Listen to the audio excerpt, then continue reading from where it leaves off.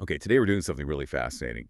We're going to deep dive into what feels like, well, the ultimate human balancing act. Yeah, this paradox of disciplined surrender. Exactly. Yeah. How do you commit yourself, really commit, to maximum effort, that warrior spirit, but at the same time, detach completely from the results, like a mystic? It's such a high leverage point in life, isn't it? If you can actually get this right, you dodge burnout, you find this strategic constancy, But get it wrong. and you're trapped, either just drifting passively or, frantically striving, all ego. We're looking for that framework, how to live purposefully without needing to, well, run the whole universe yourself. Right. And we've pulled together some amazing sources for this. We've got Stoics, Buddhists, Peter Drucker on organizations. Yeah, and even some surprising folks like B.B. King, Jim Valvano, real life lessons. The mission here is to really pull out the practical steps. What do you actually do to maximize that daily commitment while also just letting go of needing things to turn out exactly as planned? It's like learning how to be the perfect archer, Okay. who also genuinely doesn't mind if the arrow misses the bullseye. That's a tough one. Okay, let's unpack this. So we have to start with the surrender side, right? Okay. Because that's where the real friction usually is. Our sources seem unanimous on this. Yeah, that humanity's biggest addiction isn't, some substance. It's control, the need to control. Mm. And that's why profound change, like the deep stuff, it often starts with surrender. Think about the 12 steps. Step 2, right? Acknowledging a power greater than ourselves.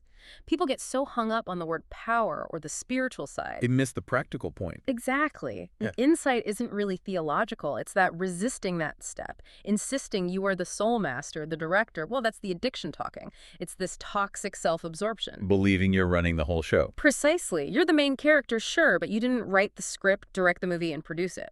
Chrysippus, the Stoic, he said the happy life is this harmony between your own spirit and the will of the director of the universe. You're part of the orchestra, not the conductor waving the baton. Right. You play your part beautifully, but you don't set the tempo for everyone else.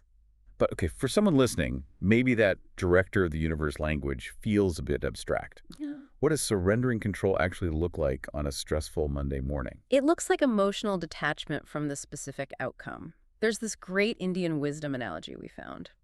Imagine your consciousness is a lamp. Okay. When it's shielded from the wind, meaning shielded from external chaos and your own ego's demands, it gives this good, steady light. But when it's exposed, Then the flame flickers. You get these long, trembling shadows. so the anxiety, the fear, the what ifs, those are the shadows. That's the resistance. It's the suffering that comes from demanding reality be different than it is. Surrender isn't about being passive. It's about stopping the belief that you're in charge of fate itself. And when you stop fighting that battle, You free up so much energy. You abandon the most exhausting fight there is, the fight against what is. okay, but here's the risk, right? We swing too far the other way. Towards passivity. Yeah, confusing surrender with just checking out. Because these guys, the Stoics, they weren't passive at all. Marcus Aurelius. Yeah. Commanded armies. They were fighters. They absolutely were. And this is where it gets really, really interesting. Because even the wisest ones, they fell into what we're calling the fighter's trap. Meaning their incredible strength, their discipline, it became pathological. It started serving their ego, not their actual purpose. Like Seneca. We see that, don't we? He wrote so brilliantly about knowing when to quit, when to step back, criticizing old men clinging to power. And yet, he stayed way too long in Nero's court, serving a Yeah. tyrant. He traded his dignity for what, just being near the throne? Pretty much. He knew the philosophy true freedom is internal, but his ambition, maybe his ego, kept him tied to the game. That's the trap.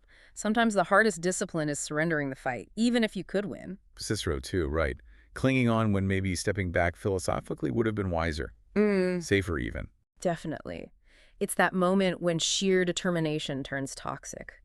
Tennyson's poem about Odysseus nails it. Yeah, the Ulysses poem. He gets home after all that striving, but he can't stand it. He can't enjoy the peace because his whole identity is wrapped up in to strive, to seek, to find, and not to yield. His discipline became his prison. Wow. That's modern hustle culture in a nutshell, isn't it? Achieve the goal, then immediately need a bigger one.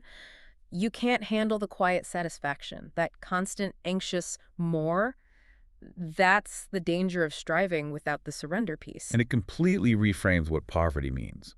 Seneca said poverty isn't just having too little. It's having an insatiable appetite for more, more, more. If your striving is just feeding that endless hunger, you're fundamentally poor no matter what's in the bank. You've traded peace for stuff. You got it. Internal peace for external validation. Okay, so if that fighter's trap is all about ego-driven striving, what's the fix? How do we structure our efforts so it actually serves purpose, not just ego? We need, like, a practical mechanism. Right, something that stabilizes our discipline, regardless of how we feel or what's happening outside.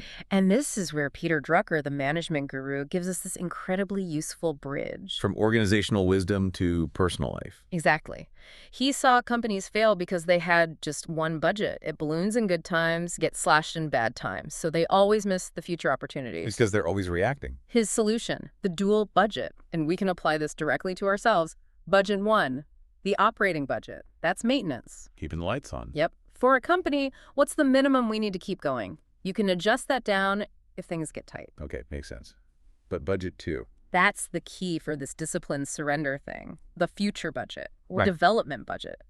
Drucker said, you ask, what's the maximum funding these new things need to really succeed? Maximum, not minimum. Maximum for optimal results. And here's the crucial part, that amount. You maintain it, protect it, treat it as sacred. Good times, bad times, doesn't matter. Wow.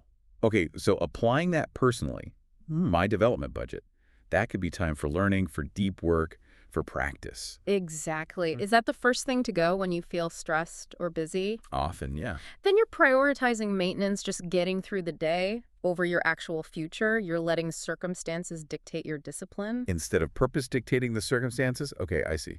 You protect that budget because it builds something indestructible. Totally. Like B.B. King said, the beautiful thing about learning is that no one can take it away from you.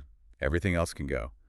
Money, status, health even. But what you've intentionally built inside you, that stays. It's why Seneca warned, wisdom comes haphazard to no man.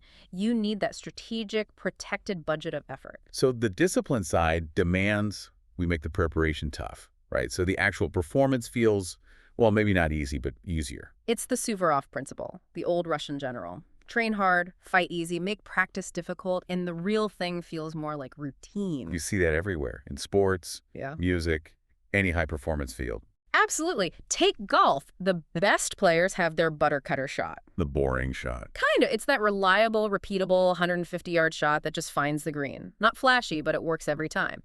Short and straight keeps high numbers off the scorecard, right? So consistency in the fundamentals. That's what the development budget protects. Nailed it. And that consistency has to be woven into daily life. Jim Valvano, the basketball coach, had that simple daily formula. I love this. Oh, the laugh, think, cry thing. Yeah. Every single day. 1, laugh. 2, think deeply about something. 3, let your emotions move you enough to cry. Laugh, think, cry. It's like maximum human engagement. Emotional honesty, which is maybe harder than running laps sometimes. Totally. It's tending to the fundamentals of just being human every day, whatever else you're trying to achieve. And the sources really stress making training seamless with your lifestyle. It can't be this extra thing you bolt on when you feel like it. No, it has to be the foundation. Like Buddhist wisdom puts it pretty bluntly. Meditation is the way to eternity. Lightheartedness is the way to death. Whoa. Okay, maybe a bit stark, but the point is clear. Prioritize the deep practice. Engage with depth, deliberately. That's the path to meaning, not just coasting. Okay, so we've disciplined the effort, we've surrendered the outcome, but what about the messy middle when you're trying to focus? But anxiety, negative thoughts, they just invade. Yeah. Tolstoy gives us a brilliant strategy for that internal noise. How to manage it. He says you can't just banish a bad thought, like force it out. Willpower alone doesn't work. It often just makes it stronger. Okay, so what do? You have to create other thoughts which will weaken or destroy this bad thought. You replace it, basically. But what are those other thoughts? Just happy thoughts? Not necessarily. Tolstoy argues that most bad thoughts are simply thoughts that have not been thought through to the end. Incomplete thinking. Yeah. Take a harsh judgment about someone. If you actually follow that thought all the way through, logically and empathetically, where does it lead? I guess back to shared humanity. Like, I'm flawed, they're flawed. Exactly. I am not perfect, and they have the same vulnerability within them as I do. Once you truly get there, Tolstoy says, you can't sustain the hate or the harsh judgment. That's fascinating. So the antidote isn't distraction, it's more thinking. Yeah. More rigorous, empathetic thinking. Right. It forces you out of your ego and back into alignment, back into connection. And this leads to what we could call the great reversal. We see these negative pairs all the time. Laziness kills ambition. Anger kills wisdom. Doubt kills confidence. Yeah, and we think, okay, I need more confidence. Like, we have to import it from somewhere. But flip it around. Read them right to left. Ambition defeats laziness. Wisdom defeats anger. Confidence defeats doubt. Ah. The insight is huge. The solution isn't finding some new trait. It's stopping the feeding of the destructive opposite. Stop feeding the doubt, and confidence, which is the natural state of the prepared self, starts to flourish on its own. Okay, give me a practical example. Stopping the feeding of doubt. Say you're prepping for a big presentation, anxiety hits, you start picturing disaster. That's feeding the doubt. Right. Stopping the feeding means acknowledge the anxiety, don't fight it, but then immediately redirect your conscious mind. Do something tangible. Walk around. Talk through your opening line out loud. Check your notes. Give the anxious part of your brain a simple job to do. Exactly. Motion, talking, concrete tasks. It occupies the analytical ego, gets it out of the way, and lets your trained skills, your actual preparation, come through naturally. Strategic distraction, hashtag, tag, outro. So, pulling it all together, what does this really mean for us? Yeah, what's the synthesis? It seems to be this powerful equation. Maximum effort plus minimum attachment equals optimal performance. And, maybe more importantly, internal freedom. Be the warrior in how you prepare. And the mystic in how you accept whatever comes. And when you really commit to that, when the willingness is total, you find that this alignment. Yeah, Machiavelli put it perfectly. Where the willingness is great, the difficulties cannot be great. It sounds weird, but it's true. When you stop fighting the reality of the work needed, the difficulty often just turns out to be unfamiliarity, not impossibility. That takes the pressure off in a way. And that total willingness, it means giving up unwinnable fights. Yeah. Especially the fight against reality, against other people's choices. Elizabeth Kenny had that amazing line. He who angers you conquers you. Right. If you let external things dictate your internal state, you've already lost. Surrender the idea that reality has to be different for you to be okay. Then your energy is free for what you can control. Which is? Your effort, your focus, your development budget. You set your purpose clearly, like Bentham said, when you are alone and without temptations. And then you execute relentlessly, but lightly. And maybe the final piece is realizing that your biggest dreams, they aren't just yours. I think so. It's like the universe dreaming through you. Your job is just to tune your instrument through that disciplined practice and then play it with full commitment, letting go of how the audience reacts. Build your own dreams or someone hires you to build theirs. But the best dreams, the ones that integrate discipline and surrender, they always seem to serve something bigger than just yourself. Wow. That clarity itself feels like the reward. The path is demanding, for sure. But maybe the difficulties really can't be great, where the willingness is truly great.